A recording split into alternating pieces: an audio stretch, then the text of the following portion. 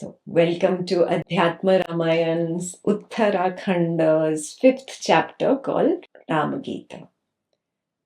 Because there are two Ramagitas, I will not call it Ramagita, I will call it Ramadrishti. There is another Ramagita also, and you can get confused which one is this. So, this is from Adhyatma Ramayan. This has more of the spiritually inclined verses in this Ramayana. So we are only doing the 5th chapter because we are not going to do the story. We are only going to be doing the spiritual knowledge that Rama gave to Lakshmana. Now this is a conversation between Rama and Lakshmana. It is more like a Vedantic poem. So the verses are very poetic. Hence we won't be going into translation. This is not a commentary. This is a direct scene. So the first 7 verses we will be going through very quickly because the main knowledge is in the 7th verse. The first 6 is just story. Yeah. So the story goes such that Lord Shiva is prompted by his consort Parvati to speak about the knowledge. Yeah. Don't see it as Shiva and Parvati sitting on the Himalayas. No, not that way. It is if consciousness were to tell its own projection, the body, mind, person, what it is to unite with the consciousness. That is how you see it. Do you see? That is the way you directly see. That is why in our scriptures we have the Ardhanarishwar depiction of consciousness, where consciousness is one side, which is pure consciousness, which is one side, which is depicted as the male, and the female is the Prakriti, which comprises of the witness consciousness, the mind, the body, and the world. So these 4 comprise Parvati, the female side of Ardhanarishwar, and the male side is pure consciousness. Now, if pure consciousness were to tell its own projection of body, mind, world, what it is to unite with the consciousness, that is Ramadrishti. Clear? Yeah. So take it as consciousness is narrating this highest truth to its own projection. So that is why the first verse is Shri Mahadeva Uvacha. Who's Mahadev?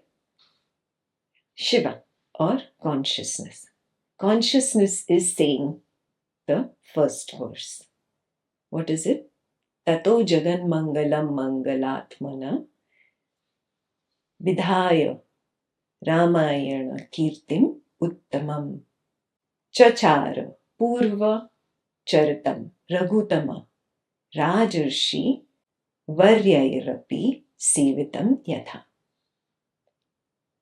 He's talking about Sri Ram. He's saying that Sri Rama lived a life of intense penance. He had organized his life such that it was of intense penance. I will not go into the flowery descriptions. Story is not our main focus here. We will be focusing on knowledge. So I will go through these verses pretty quickly.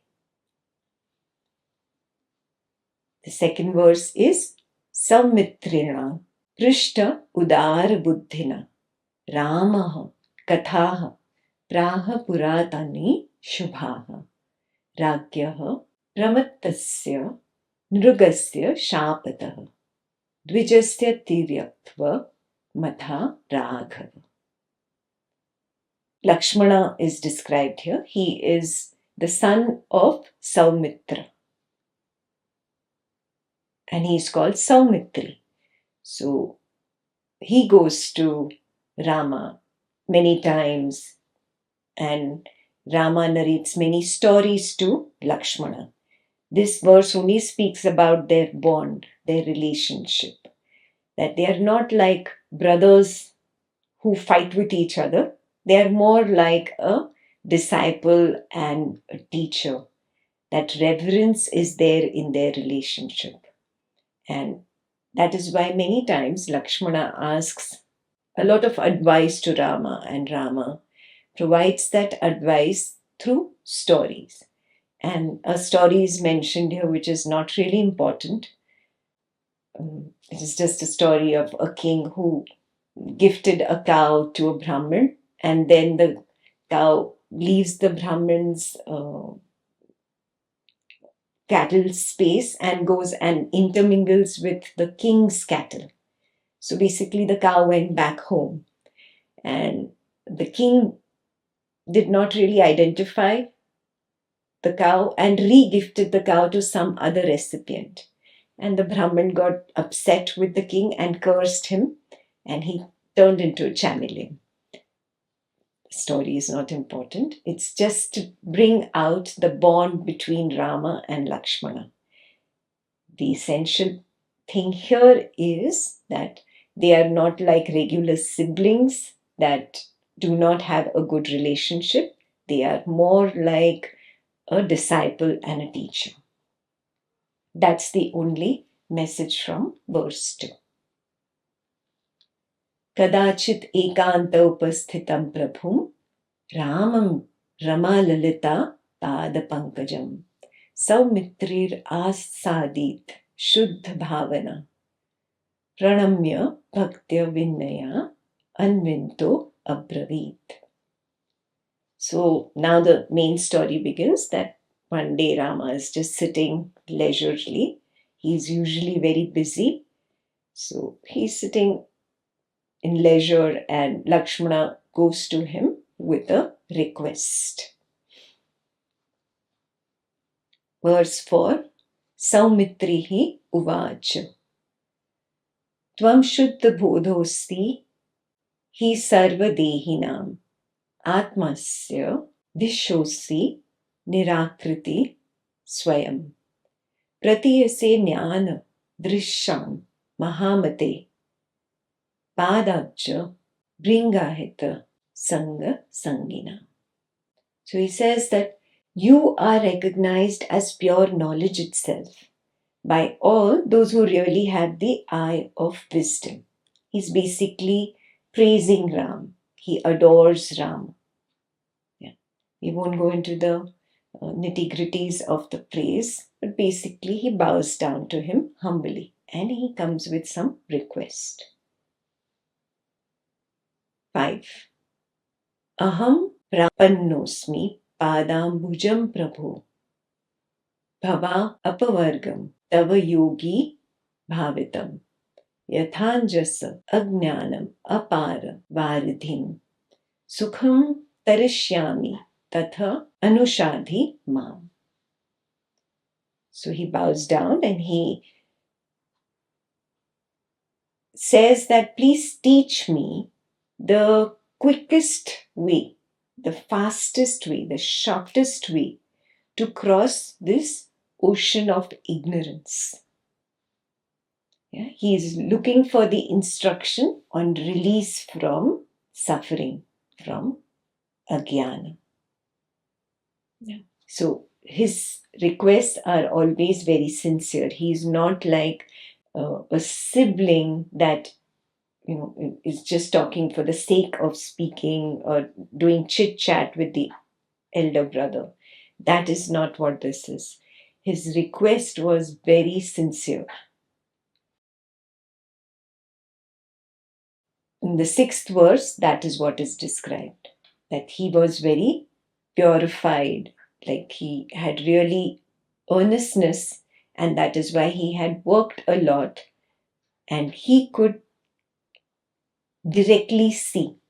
And Rama sees that Lakshmana is very sincere. This is what is described in the next verse, 6. Shrutva atha saumitri vacho akhilam tada praha prapannarthi haraha prasannadhi. Vijnanam ajnana tamo pashyante shruti prapannam shitipala bhushanam. So he sees that Lakshmana is very earnest. He's not just talking for the sake of speaking, but earnestly has asked this. So Rama starts speaking. This is where the spiritual knowledge begins. That's why I just went through the story quickly. So number 7 is the important verse today. Sri Ramachandra Uvacham Adav Swavarnashram Varnitaha Kriyaha Kritva Samasadit Shuddha Manasaha Samapya Tad Purvam Pata Sadhanaha Samashrayet Sadgurum Atma Labdhe. He says a very important thing here. He begins the instruction of Jnana Yoga with a description of how one directly sees the truth. And how is that? He says, after you are done with your engagement as this body-mind person, and you see the futility of the body-mind person, you see the futility of the world, and you turn within. Only if you have turned within can the journey begin. If you have not turned within, you will not find the Sadguru, the inner Guru. Yeah? And you will never begin this journey. This is the most important part of this verse. Turning away from my Varnashrama. Basically, I'm done with this body-mind person. I have pretended to be a doer and I am pretended to be doing in this world. I have pretended to be the experiencer that is experiencing sight, sound, smell, taste, touch, people, relationships, objects. I'm done with all this and I've realized, oh, it's pointless. I have seen it all. There is no joy out here. Only if this is your recognition should you move ahead with Ramadrishti. It is expected of the spiritual seeker to have completed his journey through Srishti Drishti Vada and Drishti Srishti Vada. That is the meaning of you're done with your Varnashram, your position, name, fame, status, your understanding that there is money here, there is relationships, there's fun here, all that is washed away. You are done. You recognize, oh, it's pointless. There is no joy here. Yeah? There is no joy in pretending to be this person that I was pretending to be. Now there is a recognition that I am the witness of this person. I am not this person. And therefore there is this turning inwards, a natural inward turn that happens. So question for you, has that happened for you or not yet? Yeah. Once you turn inwards, you find the Sadguru within. Yeah. The inner Guru is the Sadguru. Sadgurum Atma Labdhaye. You will find that inner Guru. And only that can take you to the pure consciousness. There is no Guru outside. There is no external Guru. So, number one, if you're still stuck in an external Guru, you are not qualified to continue with Ramadrishti.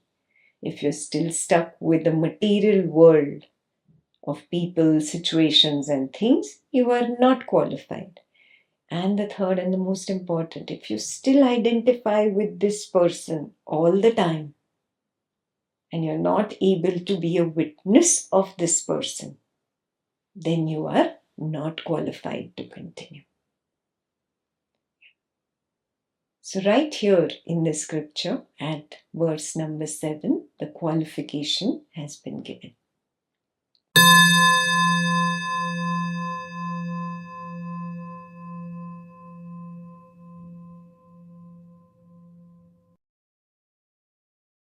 For those who don't know what is Advaita level 1 and level 2, I will now describe it in short. Advaita level 1 is Srishti Drishti Vada. When you were ignorant, you thought there is a pre-existing world of people in which there is mom, dad, and the rest of the family. This world existed before this body was born, and I am this body. This is the wrong understanding at Srishti Drishtivad. That is Advaita level 1. You recognize yourself as the body-mind person that is born in a pre-existing world. Are you still considering yourself to be this body-mind person that is born in a pre-existing world? If you are, then you are still at Advaita level 1. Yeah? And if you're still at Advaita level 1, then you need some time to get through level 1, get through level 2, and be ready for level 3. Yeah? So maybe Ramadrishti is not for you at this time. Second level, Advaita level 2, is Drishti Srishti Vada. Where you start recognizing, oh no, there is no pre-existing world. There is no pre-existing world in which this body is born later. In fact, I am not this body only. I am the consciousness that projects first this body-mind person and then the world. This is Advaita level 2. So I, the consciousness, am first. The world is second. Drishti, Srishti, Vada. That is Advaita level 2. So Srishti, Drishti, Vada, Advaita level 1 was the creation precedes consciousness. Advaita level 2 is consciousness precedes creation. Are you very clear that I am not a body that is born in the world, but I, the consciousness, project the body and the world? Are you clear about this? Do you see it moment to moment to moment during the day? Or are you lost as the person in a world? If you're still lost as a person in the world continuously, then you need some more time. Yeah? Then I would advise you to go back to I am that, or go back to Atmanirvriti, complete those, and then come to Advaita level 3 next year.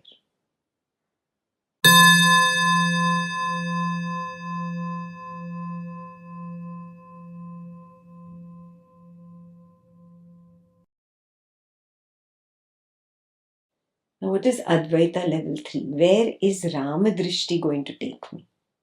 Ramadrishti is going to take me from this recognition, what I have. I think that I project the world of people, situations, and things. Ramadrishti is going to take me to a point where I recognize, no, I am not projecting anything. There is nothing there to project. There is no projector and there is no projection. Yeah, so we are moving from the recognition of projector and projection to no projector, no projection. Yeah. Ajata, unborn. Clear? That is Advaita level 3. But you cannot skip Advaita level 2 and try to get to Advaita level 3. You will not get it. It's impossible to get it because you don't see continuously that you are projecting people, you are projecting situations, you are projecting things. If you don't see this, what is the point of learning there is no projector and projection? Oh, I never saw it anyways. Then you're not at Advaita level 3, you're back to 0.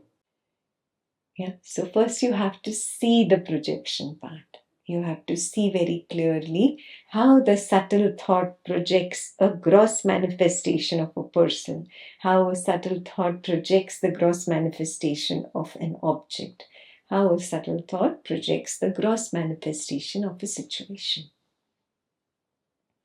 If I still don't see it and I don't recognize it in my daily routine, then I am not ready for Ramadrashti. Yeah.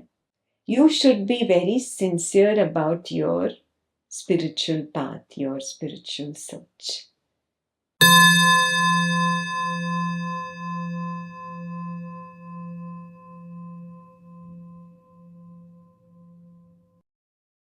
Okay. Now open Ramadrishti. We'll just read the first page, which is verse 1 through 7. Sri Rama lived a life of intense penance. Lakshmana requested Rama sincerely and earnestly to provide the instruction on release from the bondage of Ajnana or ignorance. Lakshmana had purified himself and he was earnest about his spiritual search.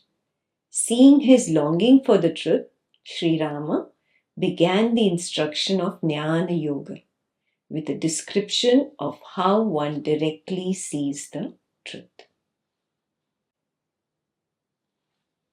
Here I would just like to describe a little the difference between intellectual comprehension and direct seeing.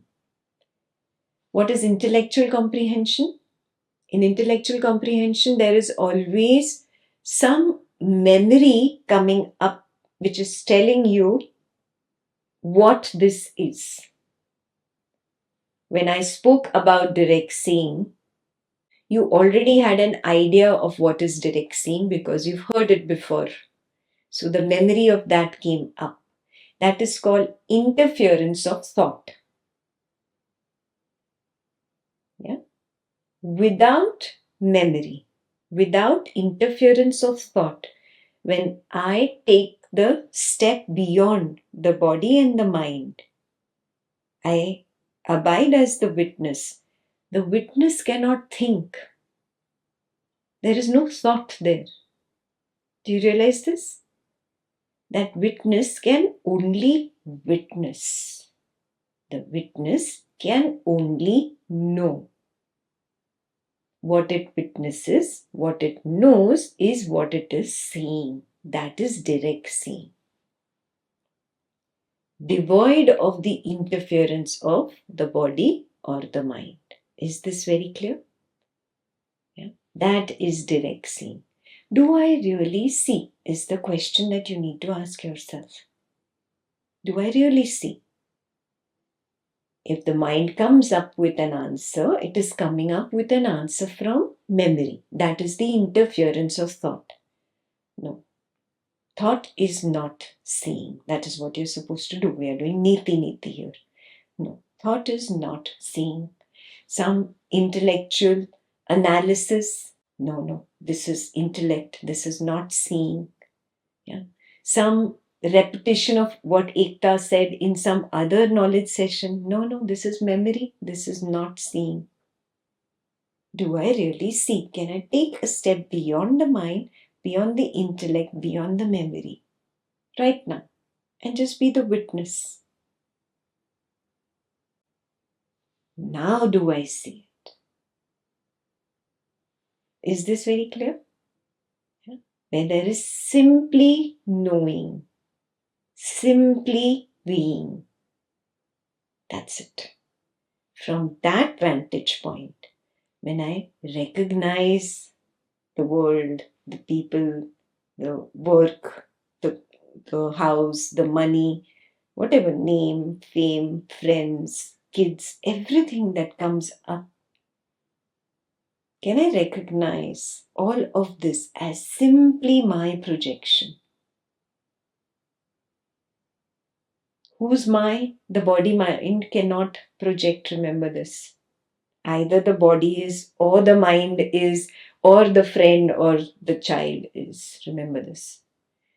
It's not that there is any question of I being the body-mind. It is never the I.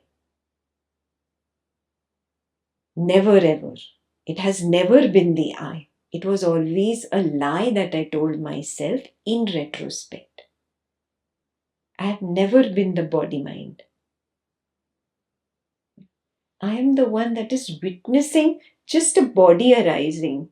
It comes, it peaks, it stays for a little while and then it recedes. I know when the body arises and I know when the body fades away. How can I be the body? I was never the body. I cannot even say I was once upon a time. Now I'm not. No, that's a lie. I never was. So many times it happens that there is no body. Yes? There is no recognition of the person at all. And suddenly there is pain in the knee and there the body comes back. Do you see this? Yeah. Where was the body till now? There was no body. So it is not that I was the body and now I am the witness of the body. No, this is also a wrong understanding. You need to go back to Advaita level 1.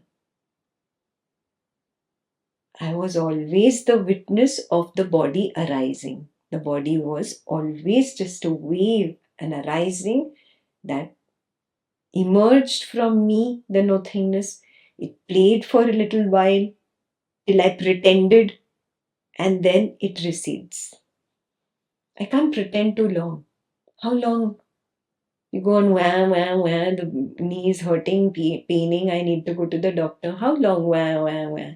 You pop one tablet, pop two tablets, suddenly something on TV comes on, and the body is gone, pain is gone, no knee, no medicine, no doctor, nothing.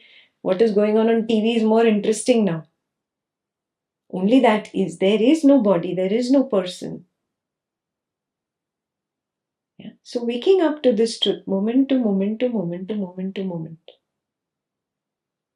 Yeah. I was never this body. Similarly, I'm not the mind. Mind is only one thought that arises, that plays for a little while, peaks, and it recedes. In retrospect, I connect these cluster of thoughts, these arisings, these waves of thoughts, I put them together and I say, oh, that is the mind. There is no mind. That is only me, the witness, that knows a thought that arises, peaks, and recedes. Doesn't matter what kind of a thought it is. If it's an intellectual thought, it is called intellect. If it is a repetitive thought, it is called memory. Thought doesn't matter. You've just given it labels. Just get rid of all these labels and see, am I able to recognize my true self, my Swarupa, my witnessing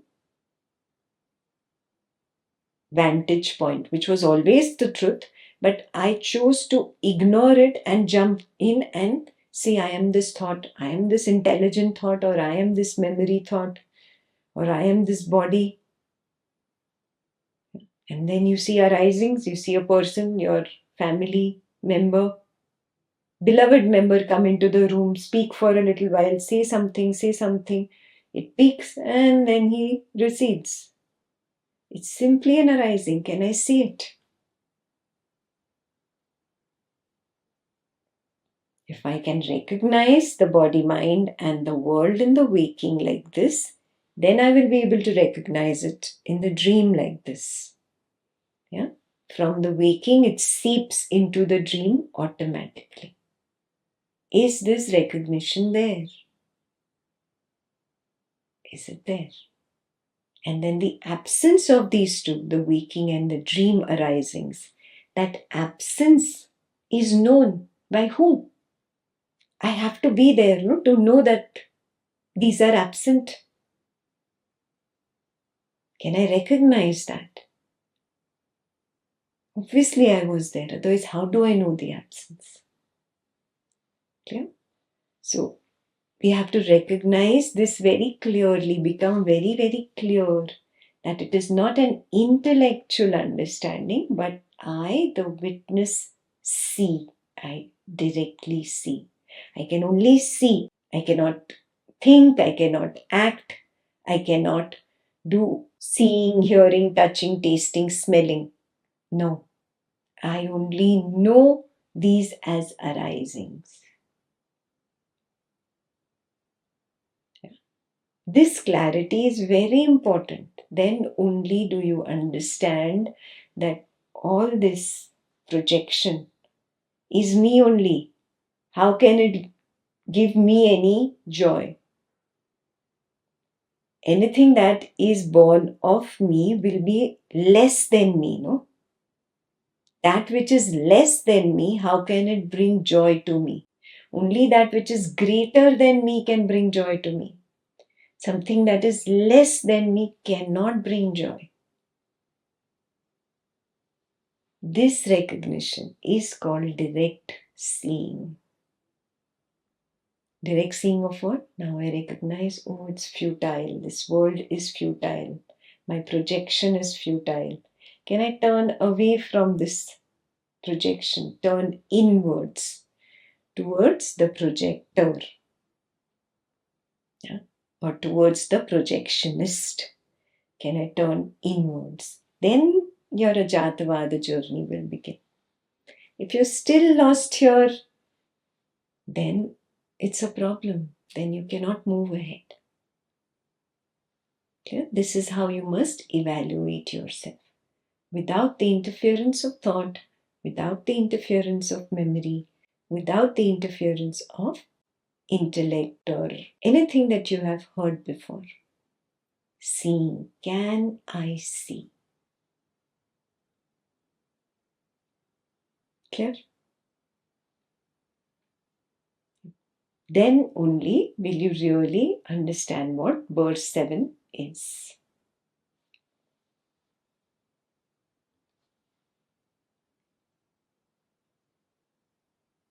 So one sees the world only after one gives up the world. Basically, giving up perceptions, sensations, thoughts, and feelings, and turning towards the one that was the projectionist of the perception, sensation, thoughts, and feeling. Can I turn towards that? That is the Sadguru. Yeah. There is no Guru outside. There cannot be, because all this is my projection. If this clarity is there, then only can we move ahead to the next verse.